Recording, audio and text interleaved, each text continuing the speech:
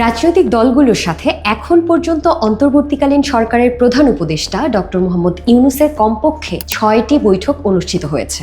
Police বিভাগ, বিচার বিভাগ, জনপ্রশাসন, সংবিধান ও দুর্নীতি বিষয়ে সংস্কারের লক্ষ্যে ইউনূস প্রথম রাজনৈতিক দলগুলোর সাথে আলোচনায় বসেন 2024 সালের 5 অক্টোবর।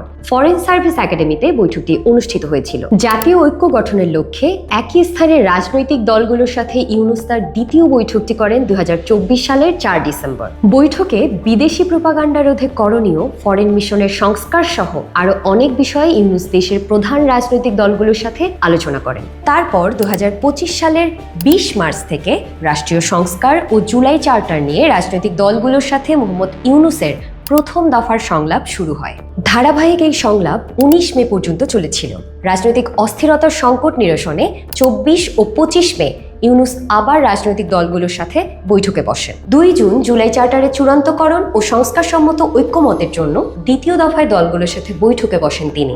মাইলস্টোন স্কুল অ্যান্ড কলেজে বিমান দুর্ঘটনার পর 23 জুলাই দুর্ঘটনা পরবর্তী পরিকল্পনা, আইন শৃঙ্খলা ও নির্বাচনী রোডম্যাপ নিয়ে 17টি দল ও জোটের সঙ্গে ইউনূসের বৈঠক অনুষ্ঠিত হয়েছে। 31 আগস্ট রবিবার দেশের বর্তমান পরিস্থিতি ও সাধারণ নির্বাচন নিয়ে বিএনপি, জামায়াত ও এনসিপির সাথে আলোচনায় বসছেন মোহাম্মদ ইউনূস।